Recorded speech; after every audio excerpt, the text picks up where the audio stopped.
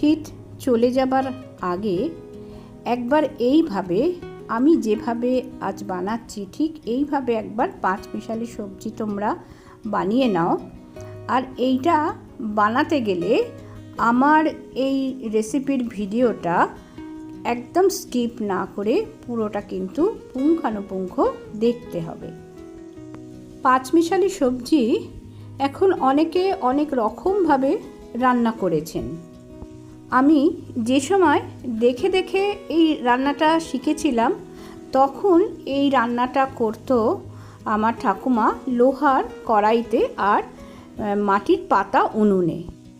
বহু সময় ধরে ভাজা ভাজা করে নাড়াচাড়া করে রান্নাটা সেই সময় তৈরি হতো। কিন্তু যেহেতু এখন গ্যাস ব্যবহার করি আমরা, তাই একটু কায়দা করে সময় কম নিয়ে করব।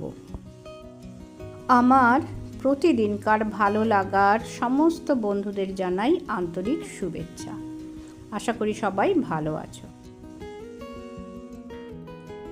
তো এই পাঁচমিশালিটার জন্য আমি সবজি যেগুলো নিয়েছি প্রথমে দেখাই। আলু আর পেঁপে এরকম পিস করে কেটে নিয়েছি, কুমড়ো, রাঙা আলু, শিম আর বাঁধাকপির মোটা ডাঁটাগুলো নিয়েছি। এখানে আছে ফুলকপি, টমেটো, বাঁধাকপি আরও একটু আছে, আর বেগুন আর একটু কড়াইশুঁটিও নিয়েছি। এবারে কোনটা কখন দেব সেটা একেবারে যখন কড়াইতে ফোড়ন দেওয়ার পরে আমি দিতে থাকবো তখন তোমরা একেবারে দেখে নিও। এই পাঁচমিশালিটা কিন্তু এইভাবেই রান্না করা হতো আগেকার দিনে। আমি দেখেছি আমার ঠাকুমা, জেঠিমা বা পরবর্তীকালে আমি আমার মাকেও দেখেছি এরকমভাবেই রান্নাটা করতে। আমি আমার দিদিমাকেও দেখেছি এইভাবে পাঁচমিশালি করতে। তো চলো এবার শুরু করি।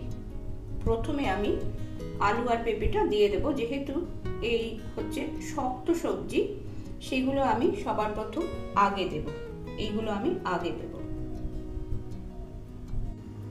ফোড়ন লাগছে 5 ফোড়ন, সাথে শুকনো লঙ্কা দিয়ে দিলাম। প্রথমে শুকনো লঙ্কাটা দেবার কয়েক সেকেন্ড পরে শুকনো লঙ্কার খুব সুন্দর একটা সুগন্ধ বার হলে দিয়ে দেব 5 ফোড়ন, দিয়ে দেব একটু হিং।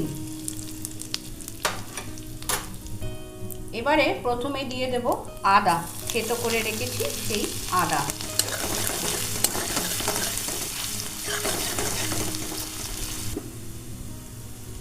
দিয়ে দিলাম আলু আর পেঁপে যেটা কেটে রেখেছি।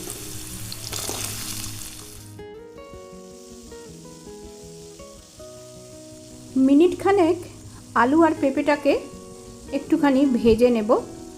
তারপর দিয়ে দেব ফুলকপি।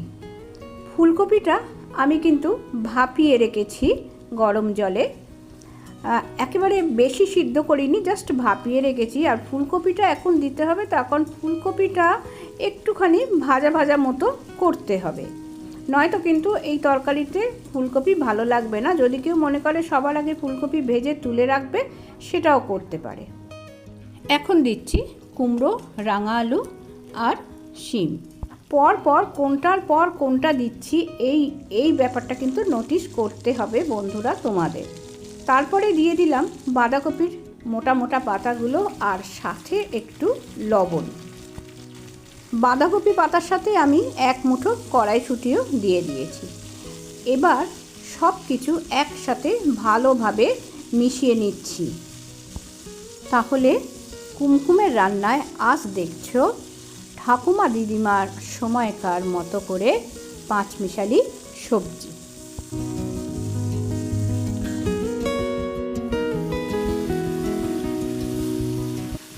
নাড়তে নাড়তে সবজিগুলো বেশ অনেকটাই নরম হয়ে এসেছে। এভাবে আগে থাকতেই ঢাকা চাপা না দিয়ে কিন্তু নাড়তে হবে কিছুক্ষণ, যাতে সবজিটা একটু বেশ ভাজা ভাজা মতোই দেখতে হয়। তারপরে ঢাকা দিয়ে নিয়েছিলাম মিনিট খানেকের মতন, আর ঢাকাটা খুলে সব শেষে দিয়ে দিলাম বেগুন আর টুকরো করে কেটে রাখা টমেটো। এবার যেটা বলবো, টমেটোটা কিন্তু আমি নতুন সংযোজন করেছি। ওই সময় আমার ঠাকুমা দিদিমাকে টমেটো দিতে আমি কিন্তু দেখিনি।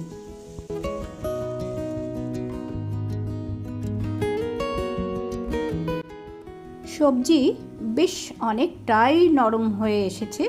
এতক্ষণ বাদে আমি দিয়ে দিলাম হলুদ আর কাশ্মীরি মির্চের পাউডার।